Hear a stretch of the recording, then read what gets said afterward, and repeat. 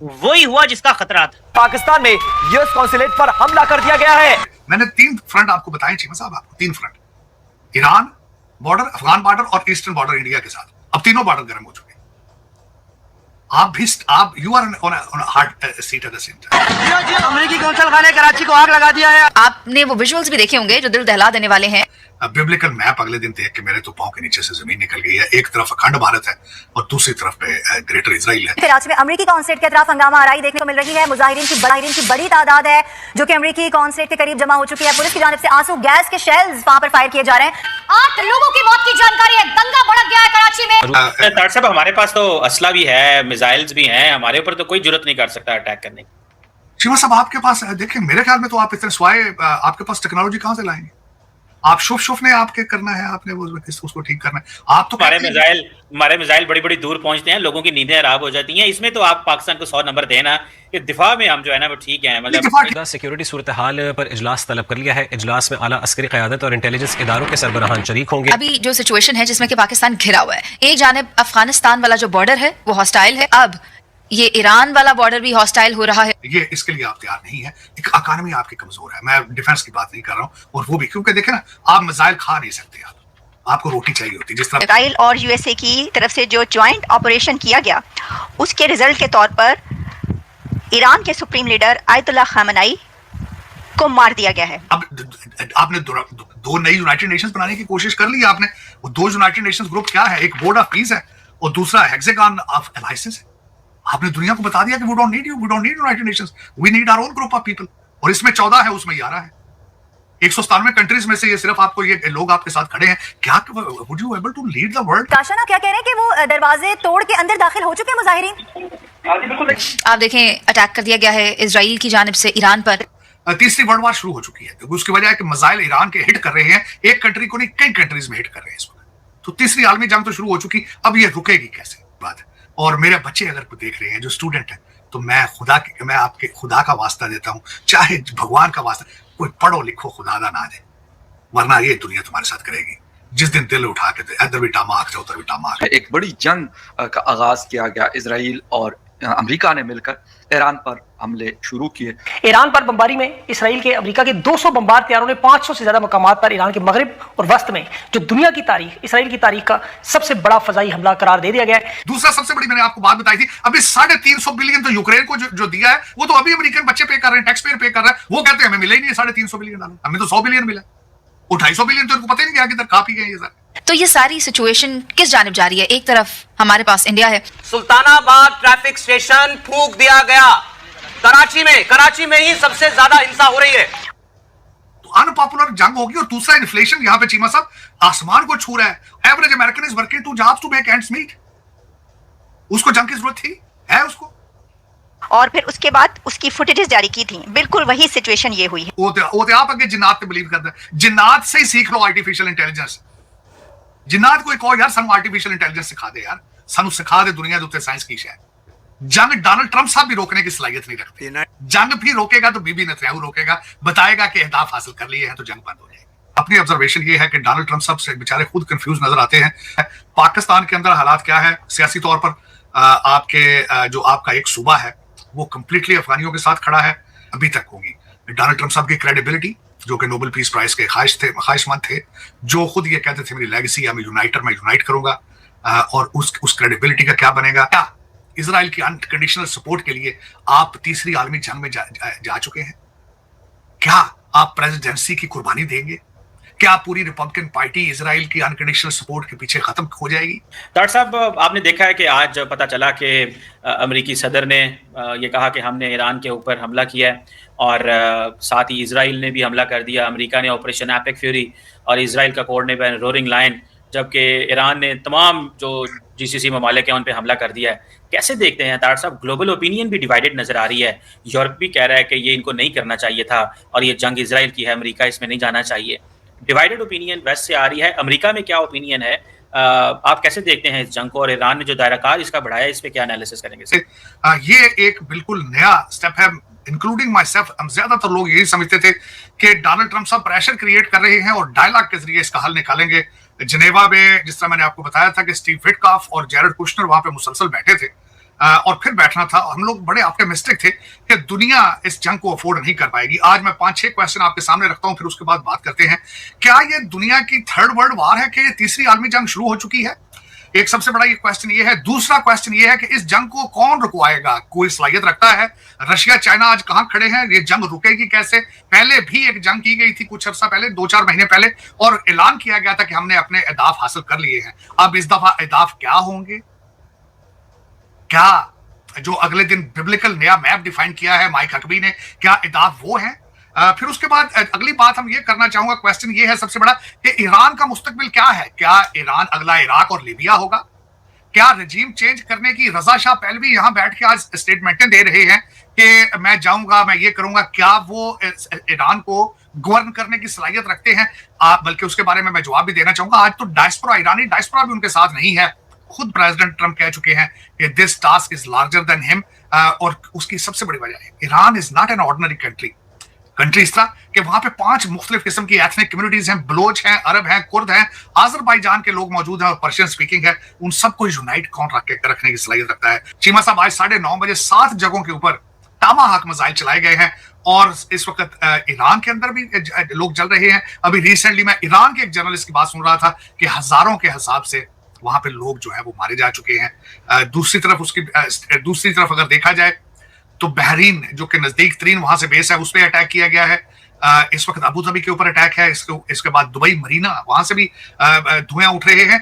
और फिर उसके बाद 30 मिसाइल दागे गए पहली स्टेज पे इजराइल के ऊपर। एक मिसाइल जो है वो उनका डोम सिस्टम या डेविड स्लिंग को जो है वो क्रॉस करके हिट कर चुका है। इस वक्त दूसरी तरफ 700 से ज्यादा जंगी तैयारे इस जंग में तैयार किए गए थे, 100 से ज्यादा रिफ्यूलिंग के लिए।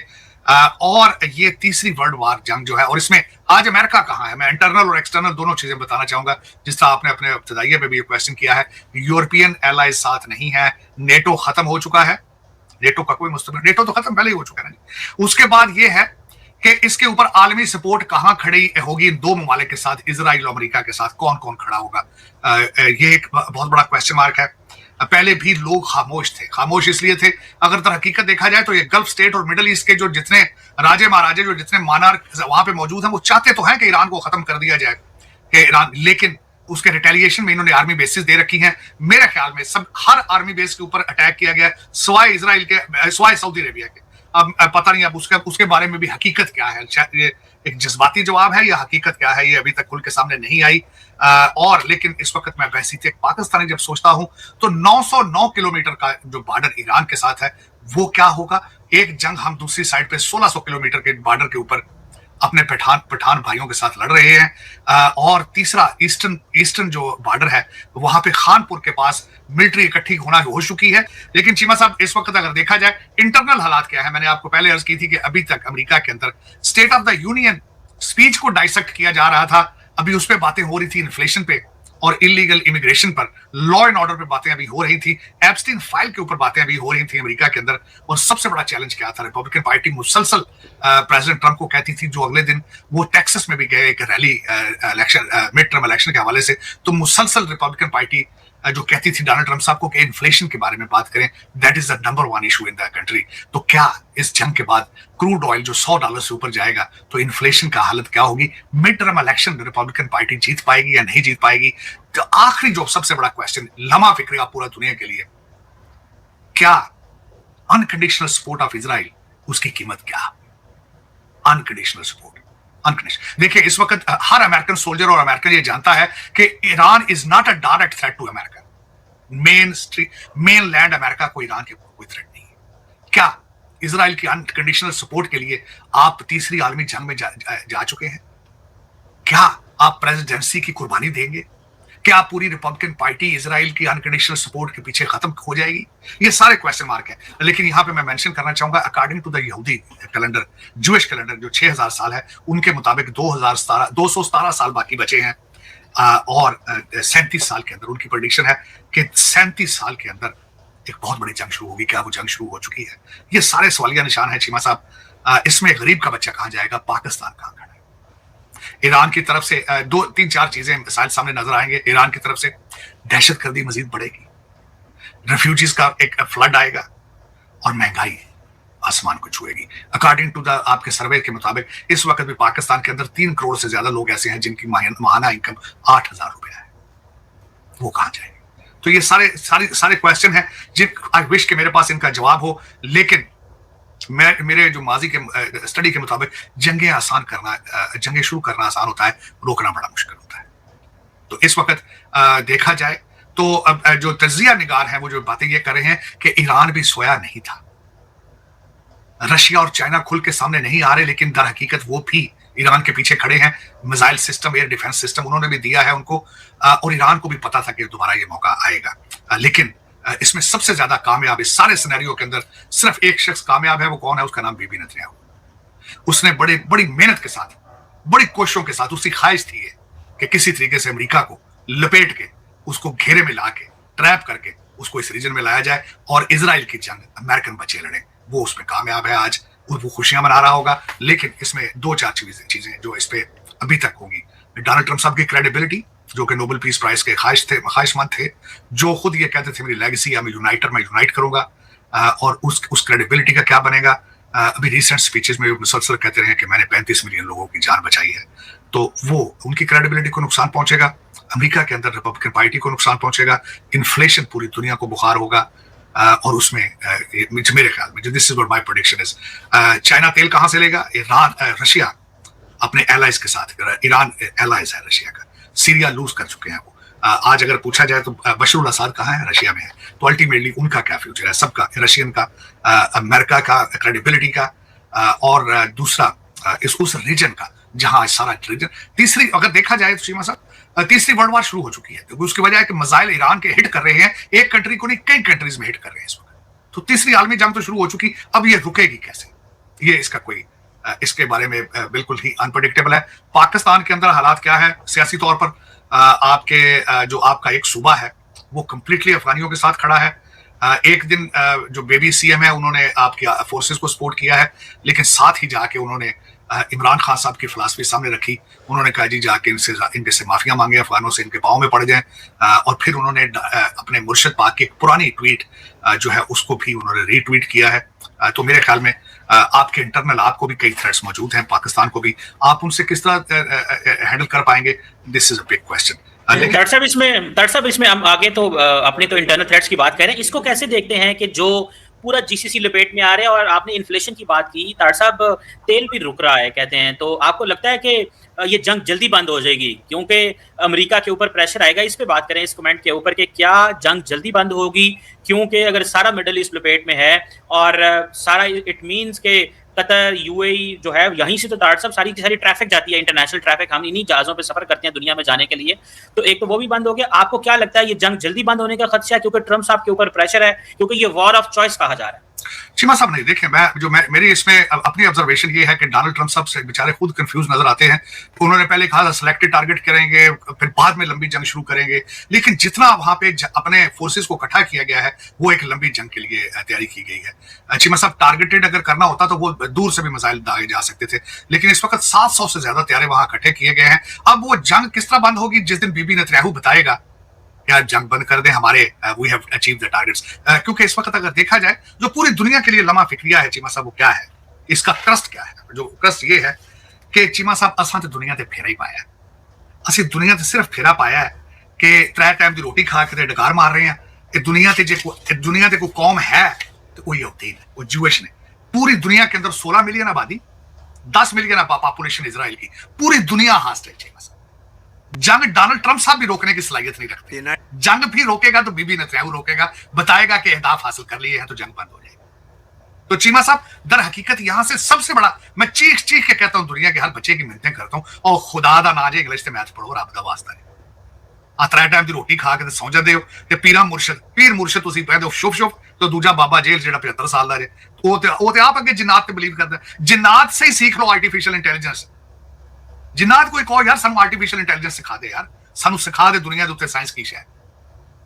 चीमा साहब ये जंग देखें ये जंग सवाए अनकंडीशनल सपोर्ट ऑफ इजराइल नहीं तो और क्या है? डिफाइन करें मुझे, बताएं। मैंने आपको बताया कि Iran is not a direct threat to the mainland America, period. सलाहियत नहीं उनके पास, ना उनके पास कोई मिसाइल सिस्टम है जो अमेरिकन मेनलैंड जो थ्रेट पे हो। तो अनपॉपुलर जंग होगी। और दूसरा इन्फ्लेशन यहां पे चीमा साहब आसमान को छू रहा है। Average American is working two jobs to make ends meet. उसको जंग की जरूरत थी, है उसको। दूसरा सबसे बड़ी मैंने आपको बात बताई थी, अभी 350 बिलियन तो यूक्रेन को जो दिया है वो तो अभी अमेरिकन बच्चे पे कर रहे हैं, टैक्स पेयर पे कर रहा है। वो कहते हैं हमें मिले ही नहीं 350 बिलियन डॉलर, हमें तो 100 बिलियन मिला। वो 250 बिलियन तो इनको पता ही नहीं क्या किधर खा पी गए ये सर। चीमा साहब क्या, या तो करप्शन रोके अपने कंट्री के अंदर, क्रेडिबिलिटी अपनी को देखें क्या हालात है आपके।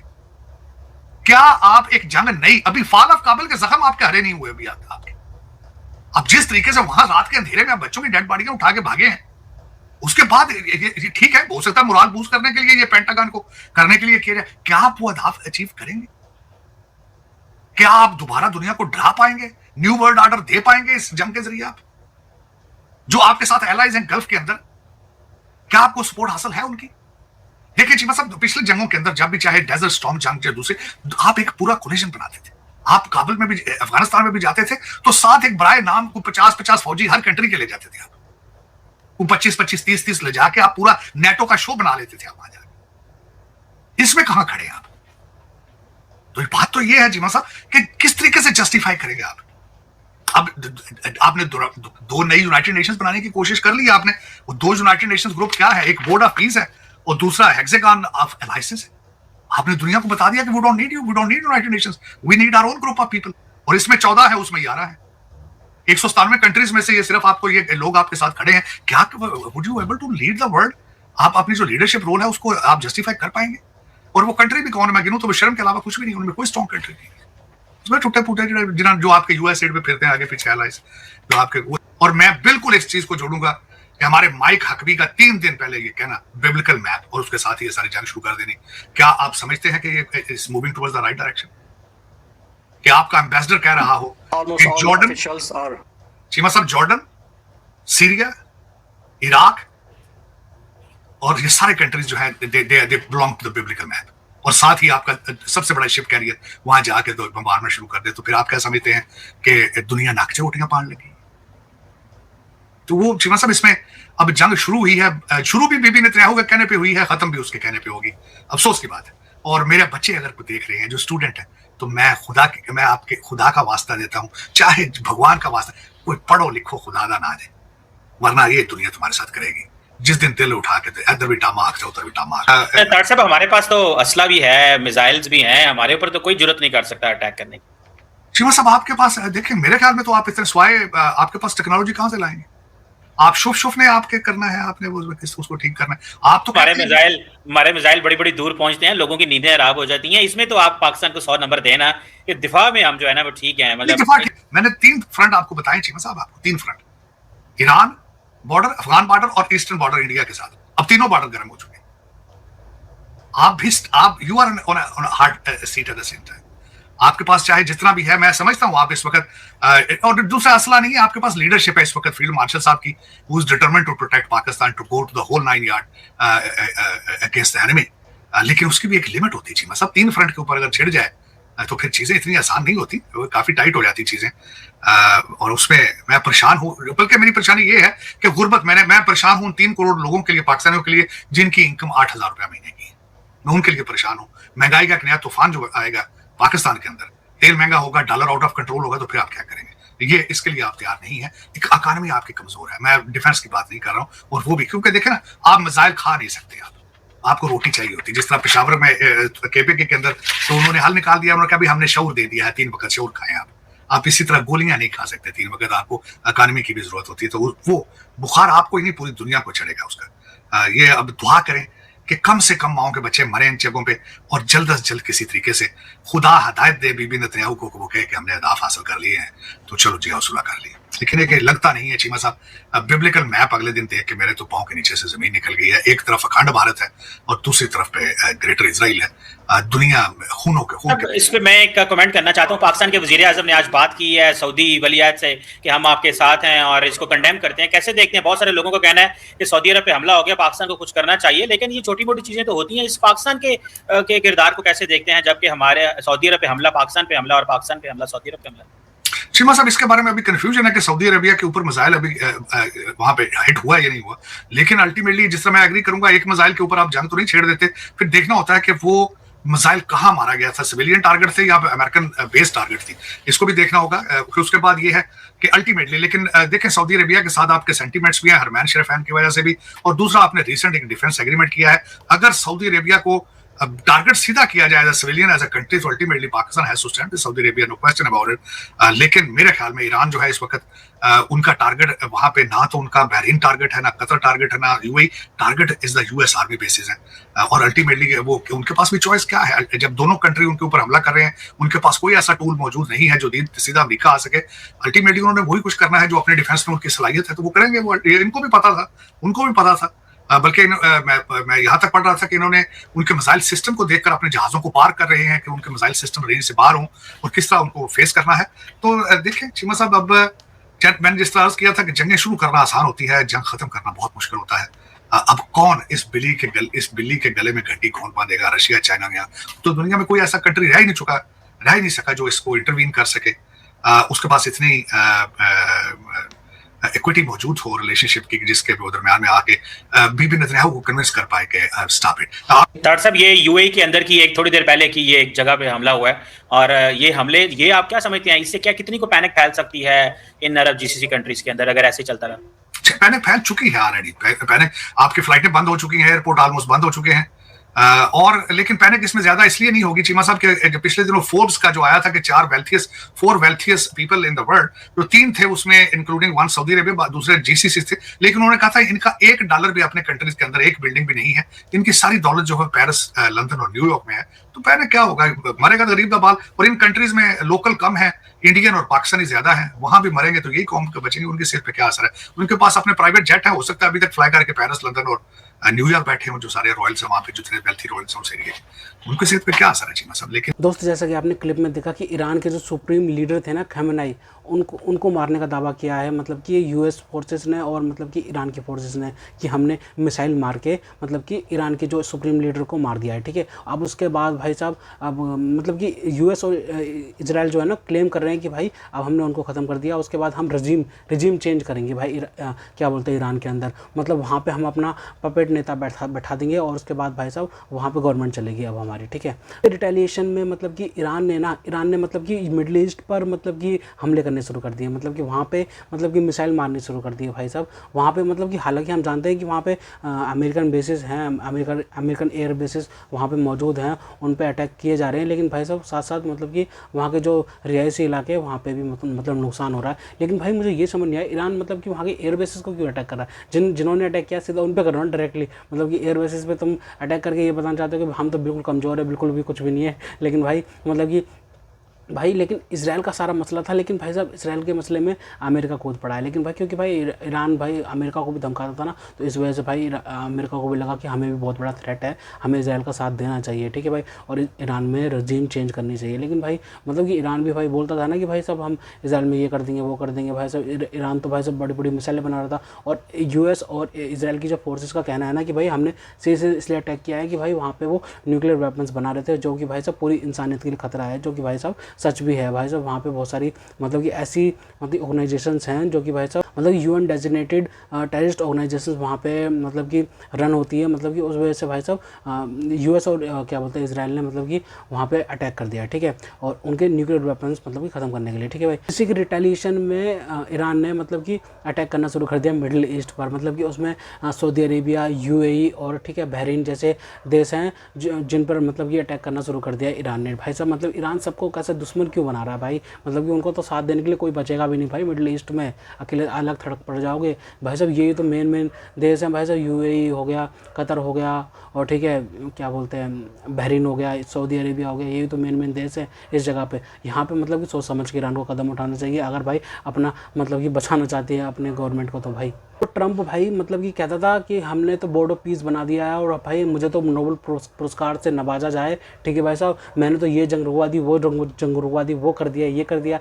लेकिन भाई खुद इस जंग में कूद पड़ा है। और ठीक है भाई साहब, और मतलब कि भाई उस अटैक में बताया जा रहा है कि भाई साहब मतलब कि और भी रिहायशी इलाकों पे भी अटैक हुआ है। और भाई साहब मतलब इल्ज़ाम तो लगेगा ना भाई डोनाल्ड ट्रंप पे भी, भाई साहब ये क्या कर रहा है? तो नोबेल पीस प्राइज़ चाहिए था ना भाई, मतलब कि फिर तो क्यों जंग में घुस गया? अब कहाँ से मिलेगा नोबेल पीस प्राइज़? जो कहता था कि भाई मुझे नोबेल पीस प्राइज़ दो, दिन रात कहता था भाई, दिन रात। मैंने तो कहता था इंडिया पाकिस्तान की जंग रुकवाई है भाई मैंने तो, मुझे तो भाई नोबेल पीस प्राइज़ दिया जाए। भारत ने हर वक्त डिनाई करा था डोनाल्ड ट्रंप को कि भाई साहब इसने कुछ नहीं करा, ये नल्ला है, इसका कुछ बस की नहीं है, ठीक है भाई साहब, ये बस हवा में बातें करता रहता है। और भाई साहब वो क्या बोलते हैं, शहबाज शरीफ को अपना बाप बना रखा है इसने, ठीक है भाई साहब, हर वक्त शहबाज शरीफ की तारीफ। भाई इतनी तारीफ तो उसकी माँ ने नहीं करी होगी जितनी तारीफ तूने कर दी है कुछ दिनों में भाई। मतलब कि तू भाई गोद ले लियो आसिम मुनीर को, ठीक है भाई साहब, कुछ दिनों के बाद भाई। मतलब कि पाकिस्तानियों की तारीफ भाई साहब पाकिस्तानी खुद नहीं करते, ठीक है भाई साहब, तारीफ कर रहा है भाई साहब डोनाल्ड ट्रंप, ठीक है भाई। और उसके बाद भाई अब क्या है, अब जो है ना, अब क्या बोलते हैं, अमेरिका क्या चाहता है पाकिस्तान से चाहता है कि भाई साहब पाकिस्तान अपनी फोर्सेस लेके हमारी मदद करने आए। जैसे अफगानिस्तान में घुस गए थे ना अमेरिकन, तो पाकिस्तान ने डॉलर पकड़े थे और भाई इसका ज़मीन दी थी, और उसके बाद भाई फुल सपोर्ट करा था अमेरिका को, ठीक है भाई साहब, मतलब कि इंटरवेन करने के लिए अफगानिस्तान में।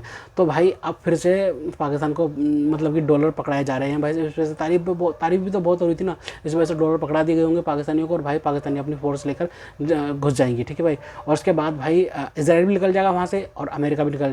फंसेगा कौन? पाकिस्तानी। फिर पाकिस्तान में जो छितर पड़ेंगे ना भाई साहब वो भूलेगा नहीं। जैसे भाई अभी अफगानिस्तान से पड़ रहे हैं ना, अफगानिस्तान भाई साहब, अफगानिस्तान ने तो भाई साहब ड्रोन हमलों से भाई साहब क्या से क्या कर दिया भाई, ड्रोन हमलों से।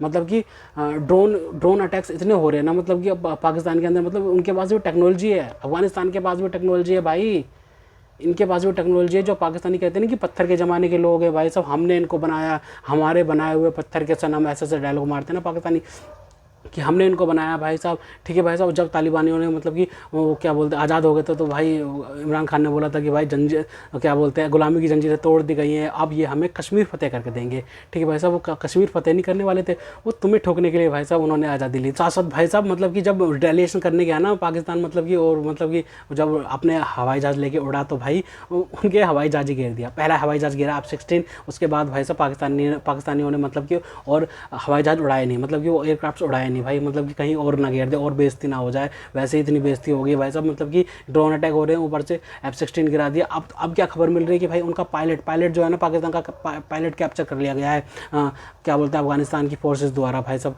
पाकिस्तान का पायलट कैप्चर कर लिया गया भाई। मतलब कि अब भाई जैसे अब भारत का कैप्चर कर लिया था पाकिस्तान ने, ठीक है भाई साहब, और मतलब कि उसके बाद हमने तो 24 घंटे में छुड़वा लिया था।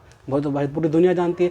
तुम में इतना गट्स है तो भाई 24 घंटे के अंदर छुड़वा के दिखा दो भाई। तुम भाई 24 घंटे छोड़ो, तुम एक हफ्ते के अंदर छुड़वा के दिखा दो, एक महीने के अंदर छुड़वा के दिखा दो, नहीं छुड़वा सकते तुम भाई, क्योंकि भाई वो अफगानिस्तानी मतलब कि वो ऐसे लोग हैं ना अफगान फोर्सेस के भाई साहब, वो नहीं छोड़ने वाले, ठीक है भाई साहब। पाकिस्तानियों से तुमने भाई साहब पंगा ले लिया है।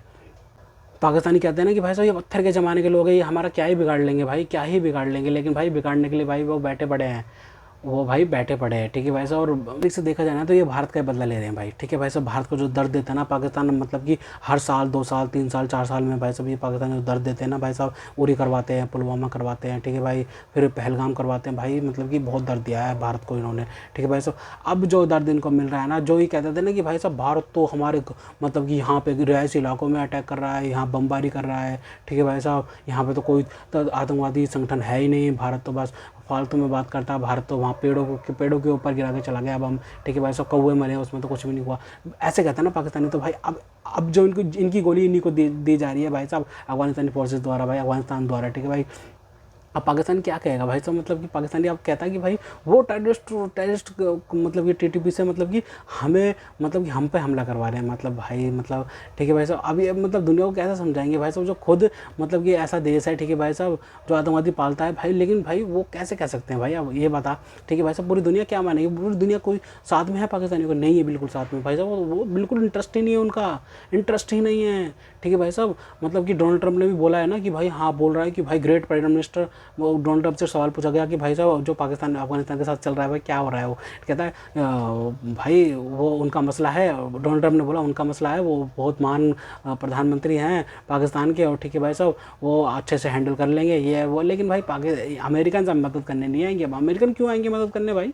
अमेरिकन को पागल कुत्ते ने काटा है कि भाई साहब दोबारा से अफगानिस्तान में घुसेंगे, दोबारा से करेंगे, मतलब कि भाई अफगान क्या बोलते हैं अमेरिका तो भाई साहब अपने मतलब वो साझेदार बोलता है ना भाई साहब, साझेदार बोलता है ना कि भाई अपने बच्चों की लाशें उठा उठा के भागे हैं भाई साहब अमेरिकन से अफगानिस्तान से भाई साहब, मतलब कि भाई तो भाई कैसे आ पाएंगे अमेरिका से, भाई कैसे करेंगे मतलब पाकिस्तानियों की, कोई हमें कोई समझा दे भाई, मतलब कि भाई अमेरिका तो खुद इतने मसले हो रहे हैं भाई, पाकिस्तानी को साथ जाएंगे भाई साहब। लेकिन भाई साहब जो ईरान ने जो अटैक किया ना भाई साहब सऊदी अरेबिया पे, लेकिन भाई उससे पहले हमने देखा था कि भाई पाकिस्तान ने मतलब कि एक डील साइन करी थी, डिफेंस डील सऊदी अरेबिया के साथ में, जो सऊदी अरेबिया पे हमला होगा वो पाकिस्तान पे मान जाएगा, जो पाकिस्तान पे हमला होगा वो सऊदी अरेबिया पे मान जाएगा। लेकिन भाई साहब ये एक तरफा है, ये दो तरफा नहीं है, ठीक है भाई साहब, ये एक ही तरफा है। सऊदी अरेबिया पे जो हमला होगा वो पाकिस्तान पे माना जाएगा, पाकिस्तान पे जो हमला होगा वो सऊदी अरेबिया पे नहीं माना जाएगा, ठीक है भाई। पाकिस्तान को तो भाई साहब दिन रात टीटी भी ठोक रहे हैं, कभी कोई बयान आया सऊदी अरेबिया की तरफ से, ठीक है भाई साहब। अब ड्रोन अटैक हुए, आप 16 करा दिया, उनका पायलट कैप्चर कर लिया पाकिस्तानियों का अफगानिस्तान ने,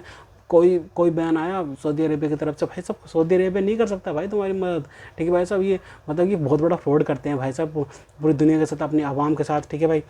लेकिन भाई क्या अब पाकिस्तान मतलब कि अब मदद करने आएगा सऊदी अरेबिया की, भाई साहब बिल्कुल आएगा भाई, बिल्कुल आएगा। डॉलर पकड़े हैं उन्होंने, डॉलर पकड़े हैं भाई, डॉलर पकड़े हैं, जब इधर डील साइन करी है डॉलर पकड़े उन्होंने, वो तो बिल्कुल आएंगे भाई। वो उनके वो क्या बोलते हैं वो सऊदी अरेबिया के पास भी आएंगे, ठीक है भाई से मदद करने के लिए, और अमेरिकन की मदद करेंगे ईरान में भाई, उसके बाद वो गाज़ा में भी आएंगे भाई पाकिस्तानी, ठीक है भाई, क्योंकि ये डॉलर पकड़ते हैं। इनका खुद प्रधानमंत्री शहबाज शरीफ बोलता है कि भाई साहब हमारी कोई औकात नहीं है, हम जब लोन पकड़ लेते हैं, एड पकड़ लेते हैं, तो भाई साहब फिर वो देश भाई साहब हमसे क्या क्या काम करवाते हैं ना वो बता भी नहीं सकता, ऐसा शहबाज शरीफ नहीं बोला था। तो खैर तो दोस्तों अगर आपको हमारी ये वीडियो पसंद आई तो कम से कम व्हाट्सएप पर जरूर शेयर कीजिएगा, साथ चैनल को सब्सक्राइब करके हमारा मनोबल जरूर बढ़ाएगा, ताकि हम आपके लिए ऐसी ही मनोरंजन वीडियोस बनाते रहें।